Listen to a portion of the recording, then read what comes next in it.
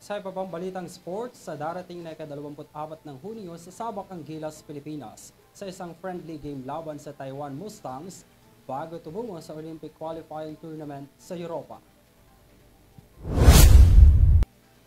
Nakatakdang makipaglaro ang team ng Gilas, Pilipinas laban sa team ng Taiwan na binubuo ng mga veteranong NBA superstar na sina former defensive player Dwight Howard kasama sina DeMarcus Cousins at Quinn Cook. Bahagi ito ng paghahanda sa gaganaping FIBA Olympic Qualifiers Tournament sa Riga, Latvia sa darating na Hulyo.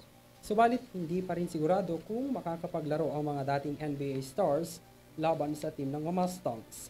Ang laro ay magsisilbing daan sa Gilas para sa Nationals bago sila lumipad patungong Europa.